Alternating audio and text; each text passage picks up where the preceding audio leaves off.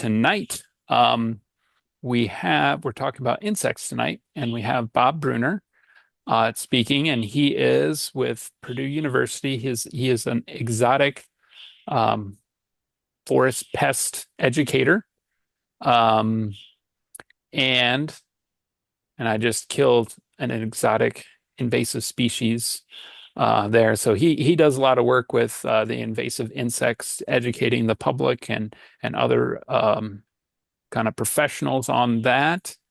And so I thought it might be nice for Bob to talk about something other than invasive species because that can probably get a little old.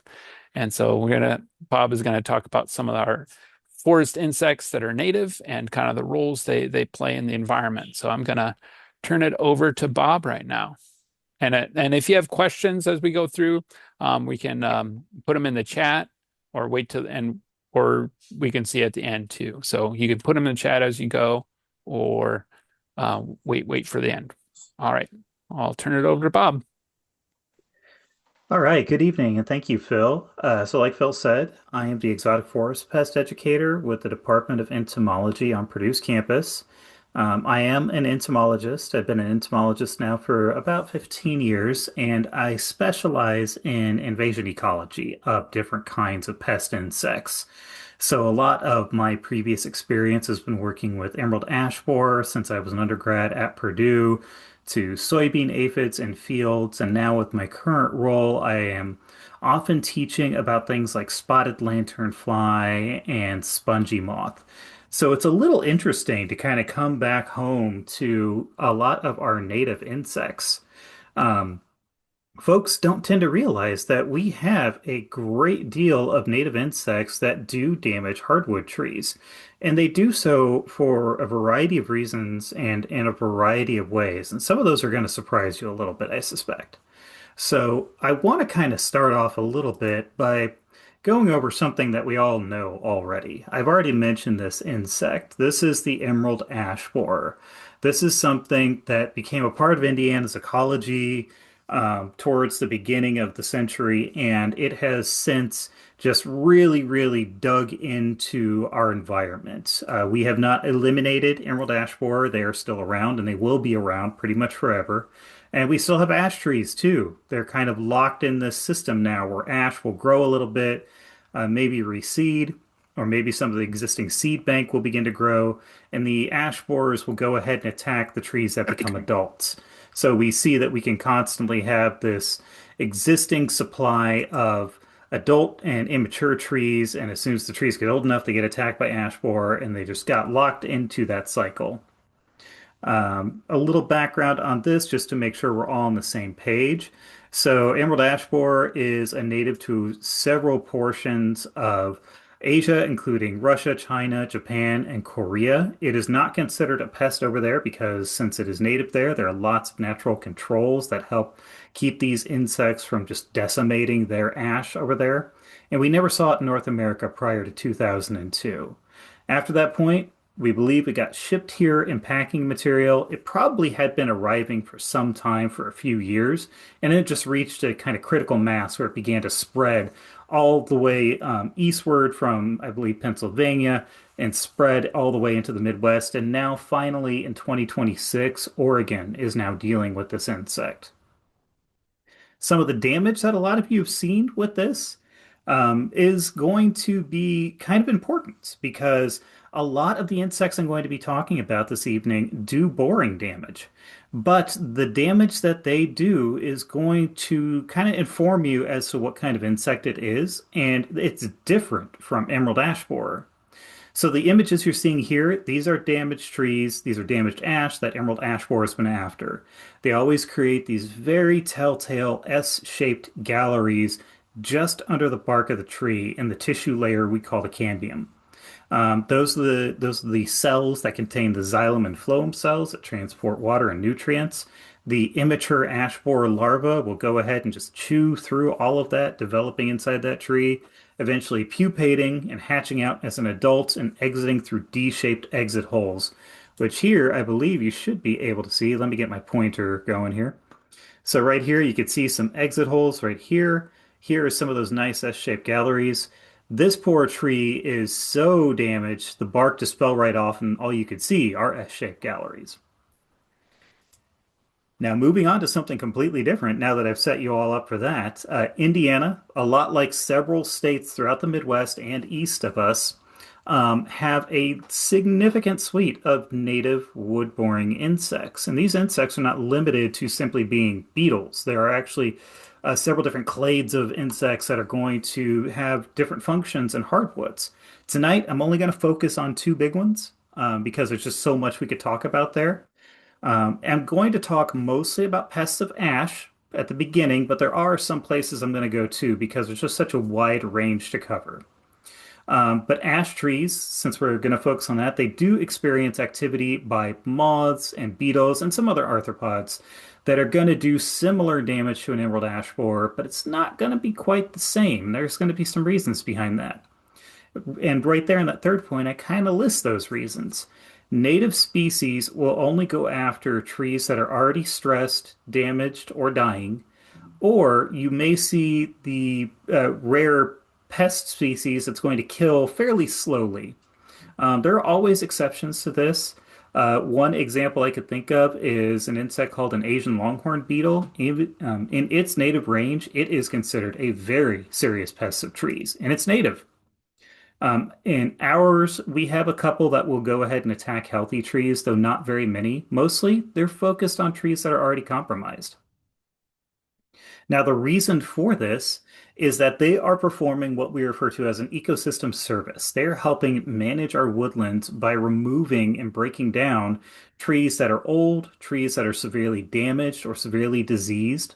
And when they do so, they help open up space in the forest ecology and open up the canopy, and that allows the life cycle of a forest or a woodland to continue. They open up space that opens up the canopy, sunlight comes in, the understory begins to grow, and you get new trees regenerated out. That is something we call natural succession, and it's a very, very healthy thing from an ecosystem perspective. That is something that you want to see happen. Now, problems will begin to arise in that system when you get an exotic species introduced, like our emerald ash borer, like our spongy moth, or there may be this rare pestiferous species that's completely native, but it causes severe damage. And there's a host of bark beetles that are completely native that can carry a variety of fungi that can cause serious problems in trees.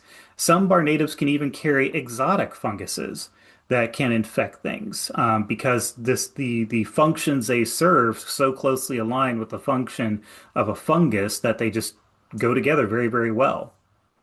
Hopefully, you have not been dealing with those experiences. I know they can be very challenging.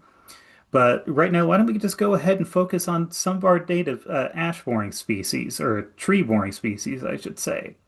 I want to start with one that's a little bit weird if you're not an entomologist. This may be something that's a little unique. Right now, I'm showing you a picture of a banded ash clearwing. So the reason this is a little weird is because most of you may not be familiar with clearwing moths. However, I bet you are and you don't realize it. So clearwing moths are a really, really interesting group of moths. They are moths. They are just like butterflies and other moths that you see everywhere. They will have caterpillars, they'll build cocoons, they'll lay eggs, etc. Clearwing moths, however, do what's referred to as mimicry. So they are in a family called Ciciadae, which contains all clearwing moths, and they're characterized by these very, very membranous panels on their wings. So when you see a moth or a butterfly, like say an eastern swallowtail, and you touch its wings, you'll have this powdery substance we call scales come off of their wings that have a variety of different colors on them. Clearwing moths lack those scales. However, they are still moths. They also tend to take advantage of this to do what's referred to as Batesian mimicry to imitate something that is dangerous or very distasteful. Most typically, they're trying to imitate something that's a bee, wasp, or an ant, members of the order Hymenoptera. Most of our clearwing moths that we encounter, and the two I'm going to be showing you this evening primarily, are imitating a paper wasp and a yellow jacket, respectively. Now, the reason I said that a lot of you may be familiar with this already is because there is one clearwing moth that if you do a lot of gardening, you are familiar with, called a squash vine borer, that can easily kill squash, pumpkin, cucumbers, lots of things that belong to that group of plants. Those are clearwing moths. Their larvae are the ones that do the damage. Now, as for our banded ash clearwing, what it does is it is a pest of our green and white ash trees. So it goes, this is interesting because it will go after an ash tree that emerald ash borer generally avoids. Emerald ash borer doesn't typically go after green ash. It will go after white, however. This insect, the ash clearwing moth, will share a lot of similarities with another clearwing known as an ash or a lilac borer. So sometimes you will see boring damage on lilacs being caused by another clearwing moth. They share a very similar life cycle. The damage they do is very, very similar. However, they differ in tiny bits in morphology, how their bodies are made up, and a little bit in their host preference. Now, when a banded ash clearwing moth attacks a tree, it can kill a tree. This is one of our examples of a pest insect that doesn't care about the health of the tree. It can attack healthy trees, but the it trying to get to the point where the tree is dead can take a very long time. It does not do its damage quickly. So if you compare that to, say, emerald ash borer, an emerald ash borer with a sufficient enough infestation can kill a tree in probably under 2 years if the tree is already stressed. However, the banded ash clearwing takes several years to be able to do this. Now, I kind of already said this, but the reason this insect is imitating a paper wasp is because it provides a protection. Whenever something sees that clearwing, it's going to think, oh, this is a paper wasp. It has a really nasty sting. I don't want to mess with it. So it helps defend it against birds and other animals. They're going to lay their eggs in the bark of ash. So they're putting their eggs in those little crevices in the bark. And when the new larvae hatch out of those eggs, they're going to burrow past the bark layer and into the cambium. Those caterpillars are going to stay in the tree and they're going to feed on the xylem tissue, restricting the flow of water and nutrients throughout a tree. Very, very similar to how emerald ash borer does its work, just at a much, much slower scale.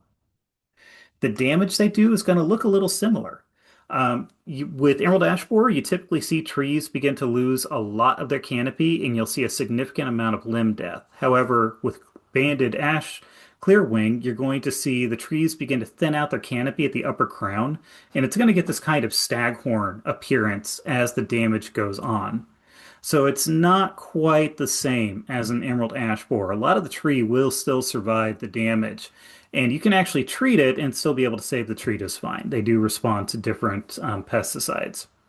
If the tree begins to lose limbs if it's infested like this, those limbs are dead. They will not regenerate. So pruning is considered one of the options to try to help control for this. And then the tree is also going to have round exit holes. This is another one of those key differences you can look for because emerald ash borer creates a D-shaped exit hole, whereas in this case you will find a very round exit hole that will sometimes have the shed skin of the pupa lodged in it because they will move themselves to the hole and then hatch out of their pupal casing, and that casing will be left behind. The adult will fly off. Now, a little more on the life cycle of this insect. It's a moth, so generally it's only going to have one generation per year. The adults' purpose is to lay eggs right after they emerge, try to find mates as quickly as they can, go ahead and lay eggs in the ash bark, and the adults will die off. The eggs are going to hatch and the larvae are going to overwinter within the tree, and they're going to stay feeding until midsummer. And then once temperatures begin to drop below 50 degrees and the larvae can feel that, they will go ahead and stop feeding and just kind of go into this hibernation mode where they won't begin to feed again until it warms up. And I already mentioned the adults will emerge after pupation in late summer. Um, that timing is why the adults go ahead and lay their eggs at the times that they do because there's not enough probably food to exist to feed an adult, so they just rely on finding mates as quick as they can, lay their eggs, get larvae hatched, and let the overwintering process begin. Now, as for management, how do we handle an insect like this? This is the good part. This is a native insect, so there are a lot of natural enemies that already exist to control this insect. We're looking at entomopathogenic nematodes, a species that are very similar to worms that can often be pests in plants or predators of insects. Parasitoids, other insects that lay their eggs in larvae. And woodpeckers are a great enemy of this insect. You can also handle this insect by reducing the stress of the tree, check to see if it's watered, is it planted in the right space, and resolve any disease issues it may have, as well as pruning any infested limbs will help increase its resiliency. So the tree has a great chance of surviving. Pyrethroids can be sprayed as a contact insecticide to handle when adults begin flying, and you can use systemics such as dinotefuran and imamectin benzoate with the right timing. So the reason I suggest systemics here is because you noted that the eggs are laid in the late summer. The larvae begin to feed, they go to sleep for the winter after a certain point, and they wake up in the early spring and resume feeding again. This means that you can do systemic applications pre and post bloom and not have to worry about impacting any kind of pollinators anytime soon. On top of that, ash trees are wind pollinated, so you're really not going to be interacting with any communities at all. You don't really have a whole lot to worry about there. Now, moving on, I want to talk about another clearwing moth that we have that's really interesting. And this one is generally more interesting to a lot of our apple producers. This is called the dogwood borer. This is another clearwing moth, like I said, and this one is attempting to imitate a yellow jacket. You could see obviously by those rings of yellow on its body from a nice distance. If you weren't very close, you'd be very safe in assuming that it was a yellow jacket. Now, as opposed to specializing on ash, this guy actually likes several different kinds of trees. They can be found throughout forests and on different species like dogwood. However, they are considered an issue amongst apple growers. So this is because they tend to feed on what's referred to as a burnot. Burnots are spots on surface exposed roots on clonal rootstocks of apples, and there are different varieties that actually have resistance to this. And what they'll do is the dogwood borer will go ahead and infest those burnots. They'll lay their eggs just like the ash clearwing will. The larva will go ahead and go into that burnot and begin to feed. Now, generally, this isn't an issue. If they stick to that burnot, the tree is going to be just fine, the apples will grow, and there's not going to be any real issues there. However, if the infestation gets too significant, they're going to spread out of the burnot after they finish feeding on it and move upwards into the bark layers. And unfortunately, this often results in the trees getting girdled, and that will kill a tree. So you can see how this could become a problem if it's not monitored closely. And what I'm showing you here is just a picture of what a burnout looks like, and you can actually see the stuff that's on top of it. These are instances of sawdust or frass or different things that are laying on the surface where larvae have burrowed in. And I kind of point out here too, this is where the larvae, if they finish consuming the tissue in these burnouts, they will go ahead and move upwards and girdle the tree as they feed. Now, a little bit on their life cycle. This is a very similar life cycle to what we saw with the ash clearwing. So the adults are going to emerge, however, in early June, and they're going to seek mates through early September. So they're going to be flying through a significant portion of the summer. And if it's further south, they're going to be out even longer. They're going to lay those eggs singly on the trunk. So they're going to pick a spot, lay an egg, move on, pick a spot, lay an egg. And the larvae are going to go ahead and burrow into the tree. This is good because that means infestations will struggle to get large if they're laying eggs singly. However, it means that the adults are also going to be more picky about where they're laying eggs to try to provide the best opportunities for their young. The larvae are going to overwinter in that tree and they're going to pause again during cooler temperatures and resume feeding once it gets warmer. And then they will create a silk cocoon inside the tree to go ahead and pupate with. And I'm going to go back a slide and you can see that picture there on the left. That is someone basically found one of those pupa and partially removed the chrysalis from it so you can see what it looks like. So that little mess right there at the end of the pupa, that is the silk cocoon that is covered with the frass of the insect. Now, as from management, management here isn't too complex. Generally, what we tell apple growers is restrict the timing of the tree guards because the tree guards can often accidentally encourage these things to infest. And then you could always use white latex paint on the lower trunk to prior to oposition to try to reduce the chance of them ovipositing, keeping the infestations low. Putting on a pesticide with a long-lasting residual on the outside with good coverage on a burn knot is also going to be a good idea to try to control these insects. You cannot use a systemic to control these insects, though, because if they exist on something like apple, that is a food product, and you can't use any kind of systemic pesticide on something that's going to end up being a food product, because then it passes on to the person who's now eating it. And I encourage everyone, there are actually a lot of talks you can look at that talk a little bit more about care of apple trees that will go further into dogwood borer and other pests of apple. Don't rely entirely on what I tell you here if you want to learn more about it. I'm just using this as an example. You can always contact me if you want to get more information on it. So moving into a group of insects that's near and dear to my heart, these are the insects that I learned with. These are called longhorn beetles. And they are so named because they belong to a family called Cerambycidae. This is a group of beetles that is referred to as longhorn beetles because their antennae are very, very long, typically most of the length of their body. Again, these are insects that use mimicry to pretend that they are bees, ants, or wasps. A few of them will use color for camouflage. For example, a two-spotted white pine sawyer is more camouflaged based on the tree's appearance. Whereas this guy right here, our red-headed ash borer, he's pretending to be a wasp or some kind of bee right there. And then all the species of cerambicids that are currently known feed on stems, trunks, or roots of plants and trees. Most of them we don't care about. They're just doing their job. We really don't even notice them unless you happen to see one on the side of a tree. However, there are some major pests in that group. Um, Emerald ash borer is not a longhorn beetle. It's part of a different group. However, the Asian longhorn beetle that I mentioned earlier, as the name would indicate, it is a part of this group. Of course, that one is not native. Our red-headed ash borer, however, this guy is native. He is very native. You can very readily find him in the middle of the woods at the right time of year. The adults are fairly large compared to most beetles you've probably seen, and that color really stands out on the side of a tree. You can easily monitor for them too. If you set out something like a funnel trap that's got an ethanol lure, these will fly right into it, and you will be able to collect them very, very easily.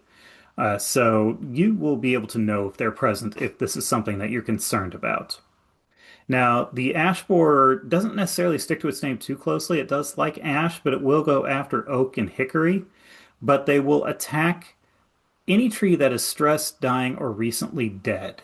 So it has a wide variety of potential hosts. It just has a strong preference for ash, oak, and hickory. However, please note there, it attacks stressed, dying, or recently dead trees or freshly cut firewood. It's not going for the healthy ones. It doesn't care. So this is one of our insects that is there to clean up the woods and help open up that canopy by removing the dead trees. The damage can reduce limb strength and attack trees.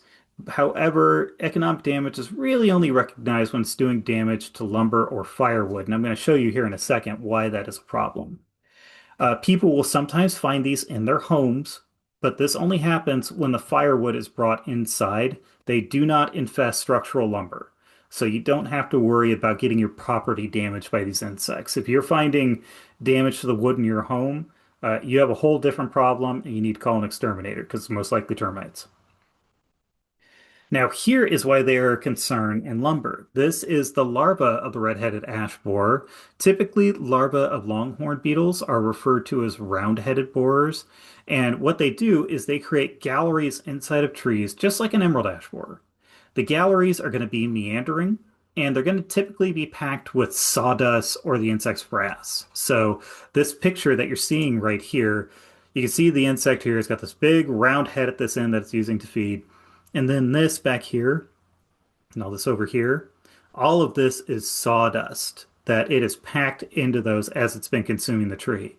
So you can imagine if you find lumber or firewood with this in it, its quality just isn't going to hold up very well. Um, and you'll often find sawdust piles at the base of trees too after the adults emerge. I should add that point too. Now, the meandering galleries that this little larva does, it doesn't just stick to the cambium tissue just under the bark. It can travel through the entirety of the tree. So it'll go through heartwood, um, and it will just keep meandering all the way through until eventually it pupates as an adult.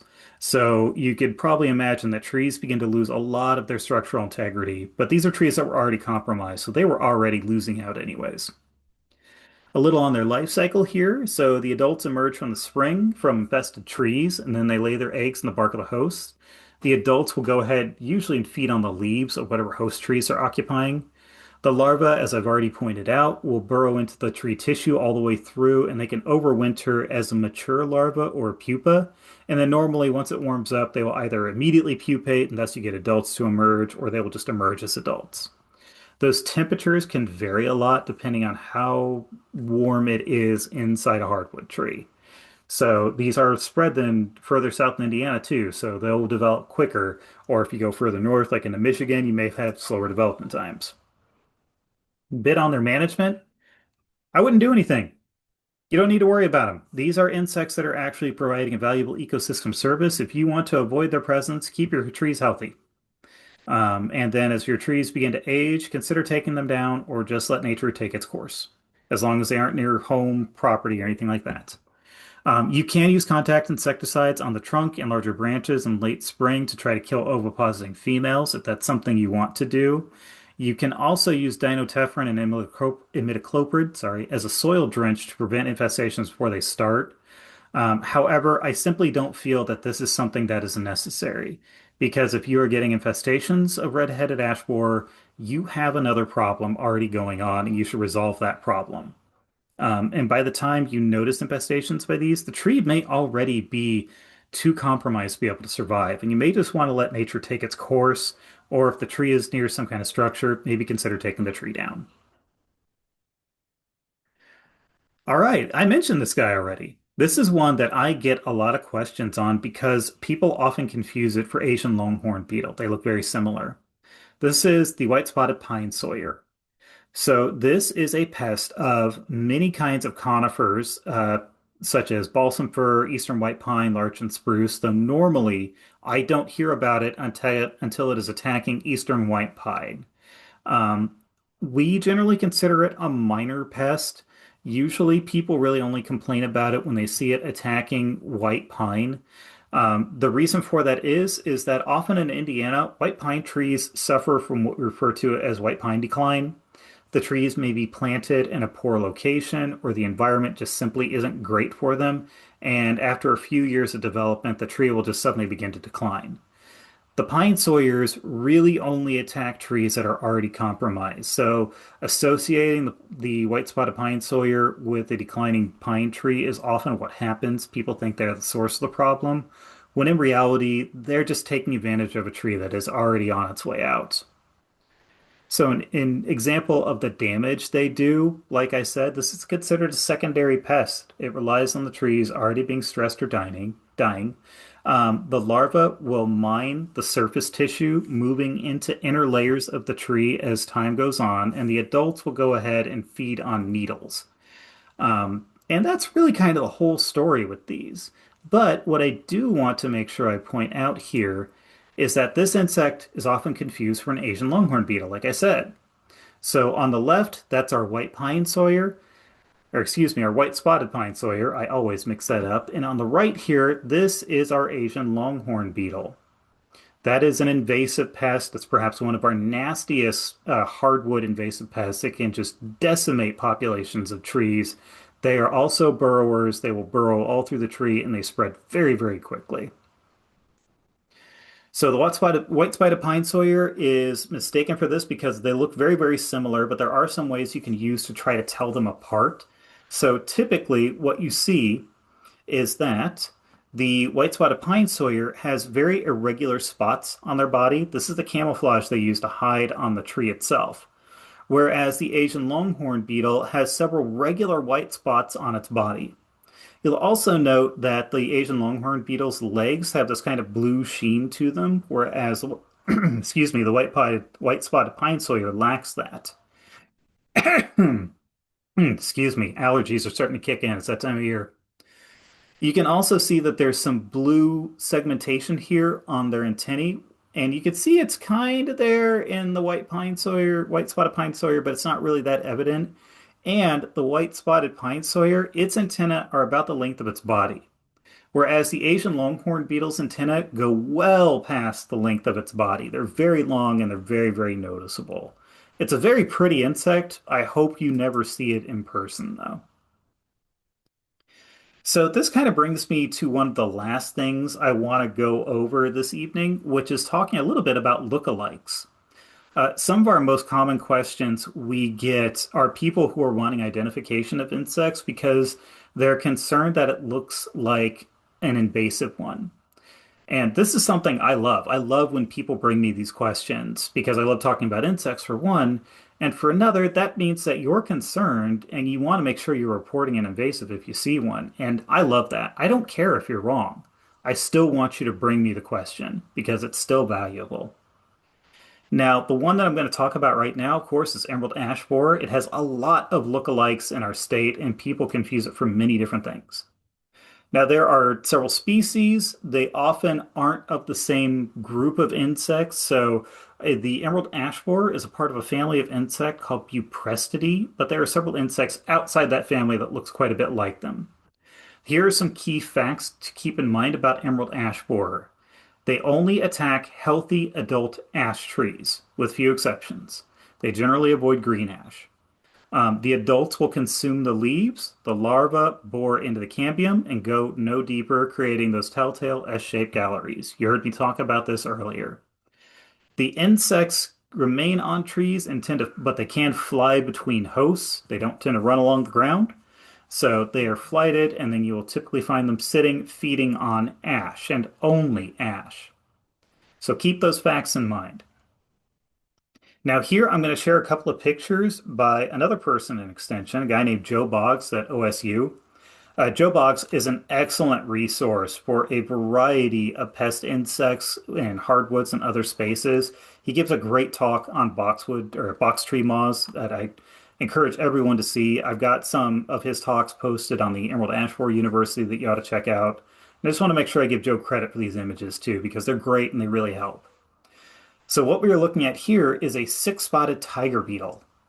This one, you can tell why people might confuse this for an emerald ash borer. It has a very similar iridescent green color to its outer shell there. So on its back, we call those elytra. Those are the four wings of a beetle that have evolved to become armor on its body. And you could see where the spots are located on there. However, a tiger beetle is different from an emerald ash borer because one, they are predatory. These are ground beetles that move at insane speeds going after prey. They are ambush predators. They will run right after whatever they want. They're considered one of the fastest terrestrial organisms on Earth. By proportion, of course. It's not like they're running a 30-minute or a 5-minute mile here. However, given their size, they are able to execute maneuvers with incredible speed. Do not poke them. They will not discriminate between you and prey. They will bite. However, generally, they don't mess with humans at all. They are after the small things on the ground. They are also capable of flight, and they are almost as fast in flight, too. They are able to cover really, really incredible distances very, very quickly. However, you can see how this is different from an emerald ash borer.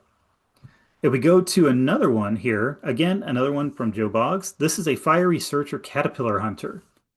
This one, I love these guys. This is a part of a very, very large family of beetles called Carabidae.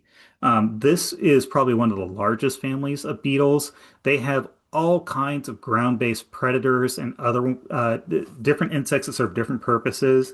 Mostly, they're these large beetles that just kind of trundle along the ground, and if they run into something that's a food item, they'll go ahead and eat it. The fiery caterpillar searcher, though, this one is, or I'm sorry, the fiery searcher caterpillar hunter. One day I'll get these names correct, I promise.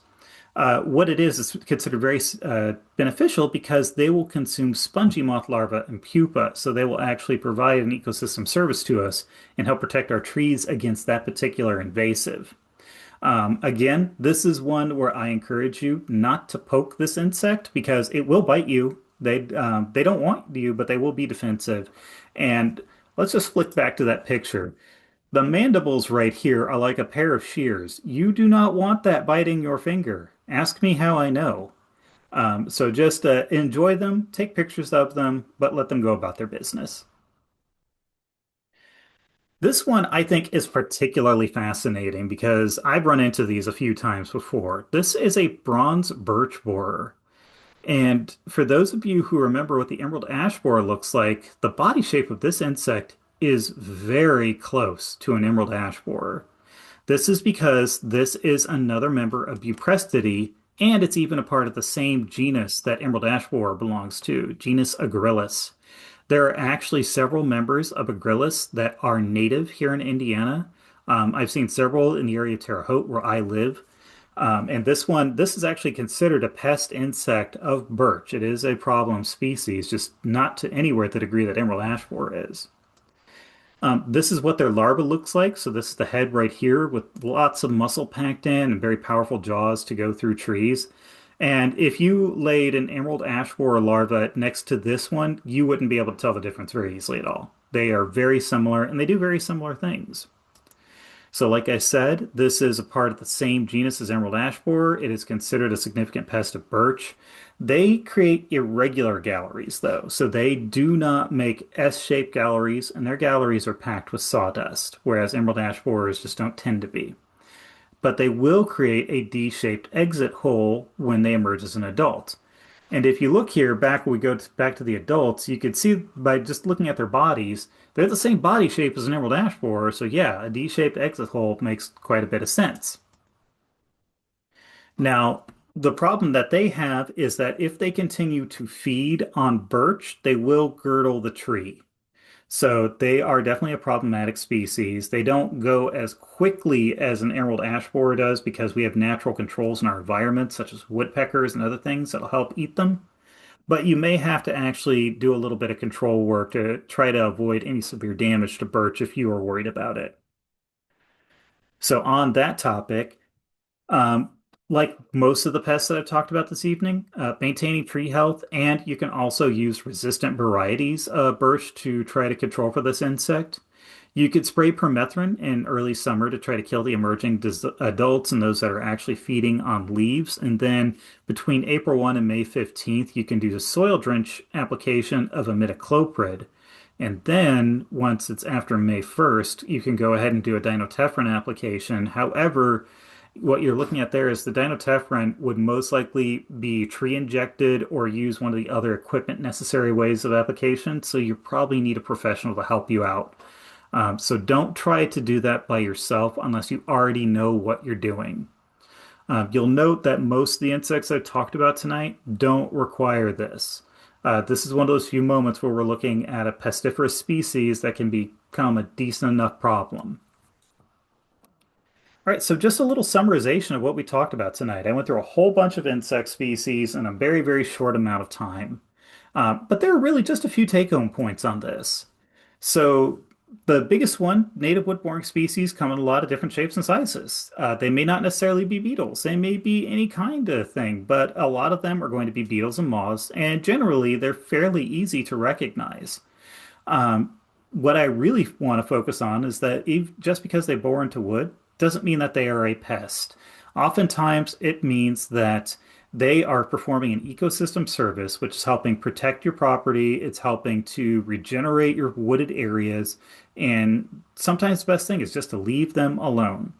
So what I want you to do if you are worried about pests like this is monitor your healthy and distressed trees, resolve what issues you can so that way you can keep them healthier and reduce the chance of them getting infested.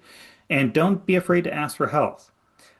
In the 92 counties in Indiana, you have access to an agriculture and natural resources extension educator who is going to either know how to answer your questions on these issues or they will direct you to someone who can. Most likely, they're going to reach out to me and ask me questions about it. All right, that's what I've got for the evening, folks. So if you have questions, please feel free to ask. I see one that's already there. So someone is asking, what is the size of the two moths that you shared tonight? I would say that they are the banded ash clearwing is about the size of a paper wasp. It's a little smaller. The other one is very similar size. So You probably won't notice them very much when flying unless you know what to look for. If you want a really good idea, if you plant squash or other things, you can actually watch for the squash vine borer to fly over to them. And they're very similar size to those. There's only a little bit of size difference that you're running into. They're not tiny, and you will see them. You just have to make sure you are actually seeing that insect because their mimicry is very, very good. And sometimes you will confuse them. Right. Do we have any other questions? You can feel free to unmute too if you have a question. So I have a question. So you mentioned a couple native ones that feed on ash, and how is like the emerald ash borer infestations kind of affecting their populations? I don't know. There probably no good data out there, but you can kind of speak to that. Yeah, so if they specialize in ash, their populations dropped proportionally to the loss of ash populations. However, the good thing about many of our native species is that they tend to generalize. And they will go ahead and move on to other trees that are going to suit their needs. So we haven't hopefully lost too much due to that infestation. And now that emerald ash borer is kind of becoming naturalized in our environments, we'll probably see native populations bounce back more and be able to do their thing. So, are they lost? We need to do research to see if we've lost anything really, but I don't think we have.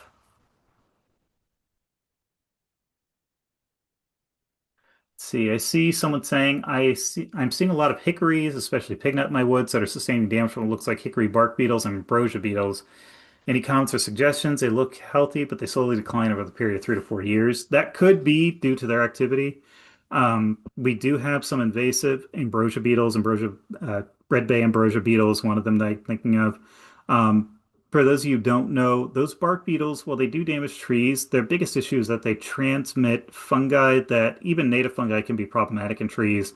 Some of those fungi are also exotic. One example of that is Dutch elm disease is an example of a exotic fungus being transmitted. Uh, what I would do is first confirm that it is a fungus that is affecting those trees. Check for bleeding cankers, check for fungal paths developing under the bark of trees, look at the leaves to see if they are showing any signs of infection. Um, if they are if you're trying to protect them and there aren't too many trees, you could try to apply fungicides. Bark beetles are hard to get rid of just on their own because they're very tiny. You could try to spray for them. The best thing that I would suggest, that's probably the smartest thing, is that if you begin to see fungus spreading, try to remove any diseased limbs. If a tree looks like it is dying from the fungus, you may consider removing the tree and make sure you don't leave any infected parts and pieces on the forest floor or on your property because that could then spread the fungus or encourage the beetles to move.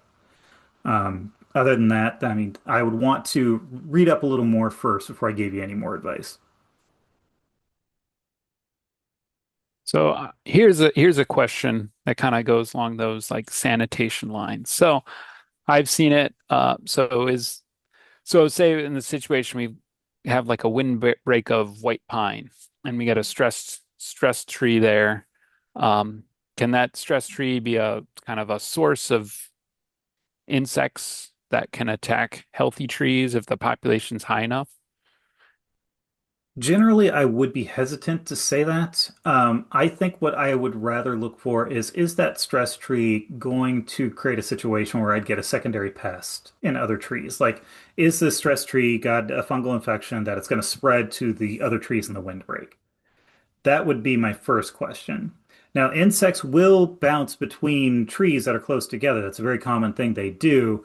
But unless it is a very specific, I'm a pest of this tree kind of thing, then I would first try to resolve if there's another issue at play before I would worry about the insect's presence. And then I'm seeing someone say, can you talk a bit about powder post beetle and how to sanitize it if you are slabbing out down timber? Deborah, I apologize. I am not well read into powder post beetle. I can look it up and get back to you on that, but I don't want to tell you something that's not true there. So I would need to do a little bit more research on it first. Unfortunately, I'm very good with invasive species. Sometimes with the non-invasive ones, I just need to do a little more education myself. There are a lot of insects out there. Yeah, the last I checked, there are over 30 million species of beetles alone. Let's see, do we have any other questions?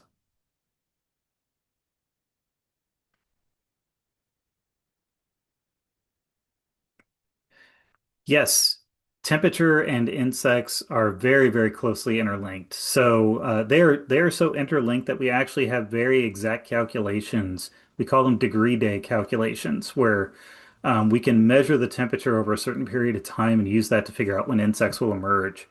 Um, Now, that being said, insects that bore into hardwoods have a different relationship with temperature because they are protected by the tree and they're kept internally warm a certain amount better.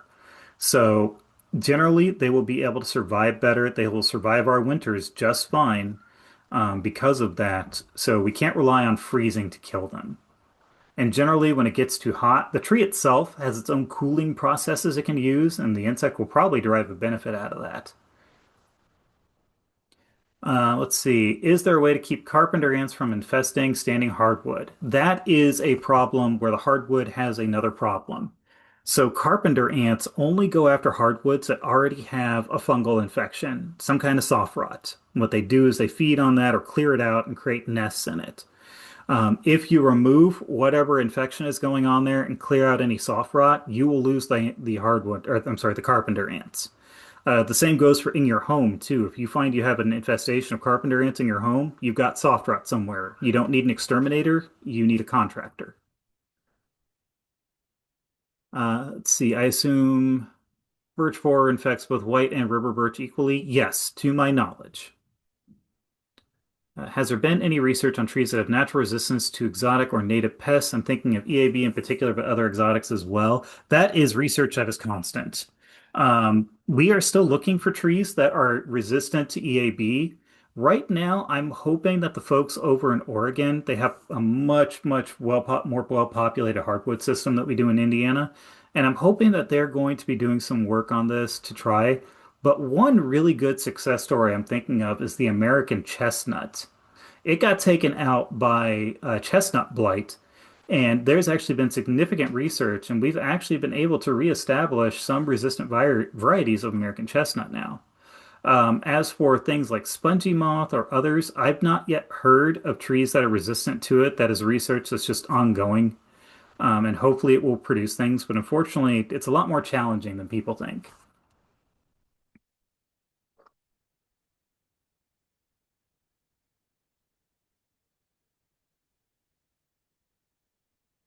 All right, do we have any other questions?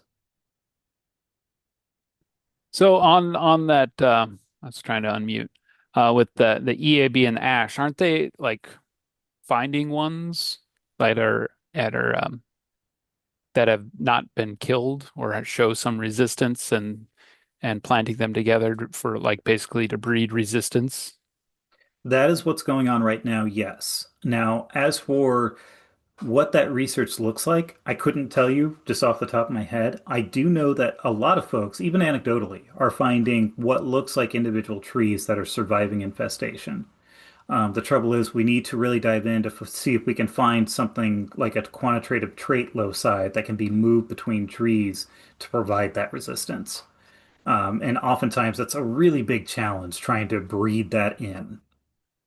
Yeah, the things I've heard some research talk about that where they've identified those and they that don't have like a there's no I don't think they've identified like a super resistant one that's, bulletproof, but it's just like more than the average and they're grafting those and putting them together and they've I think the research with their seedlings like their seedlings are more resistant. So the hope is that through that breeding they'll be able to get resistant ones have better response to the pests. Yeah, yeah, and it depends too on what form that resistance takes. Like, is the tree now producing a secondary compound that they don't like, or are they increasing one they already have, or do they just have a different structure, or how does the resistance work? That's always fascinating to me, and I'd love to see what it looks like. Yeah. Yeah, I know at Purdue there we're doing a lot of work with the American chestnut there. So just saw that this week potting up some in the greenhouse for some grafting. So the work continues on that. Yeah, that one, that's probably one of our best success stories I've seen across many universities is reviving the American chestnut.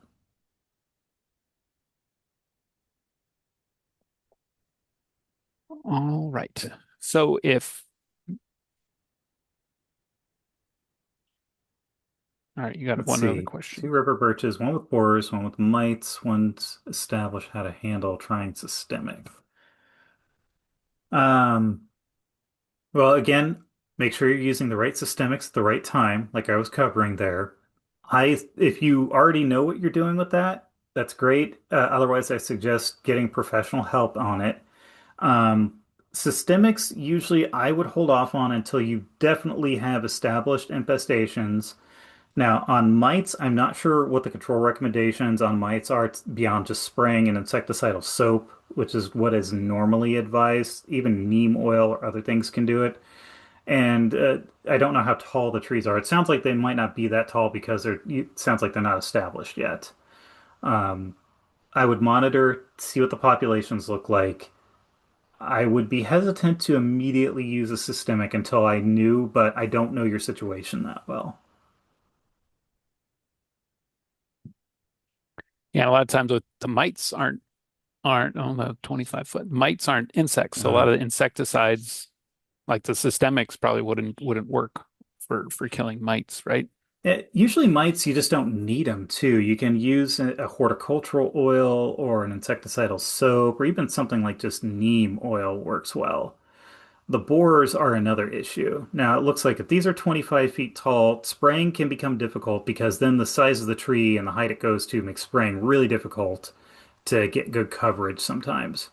Um, if you're seeing borers in it, then yeah, try the systemic and wait until after May 1st. That way you don't interact with any pollinators and you get it in before bloom or after bloom. Um, and then keep in mind, this will probably be a multi-year effort. You can't assume that it'll work within 1 year and they won't come back. They'll probably come back and you're just going to have to keep doing it.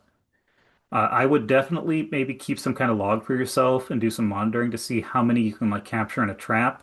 That way you can get an idea if what you're doing is working year by year.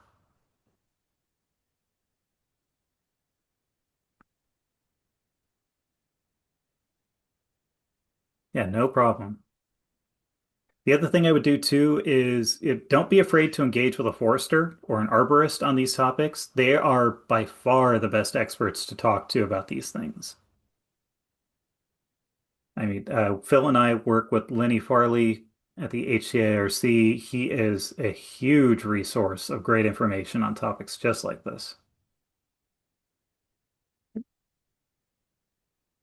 So if we have no other questions, we can wrap it up here tonight. Thank you, Bob, for talking about some interesting insects.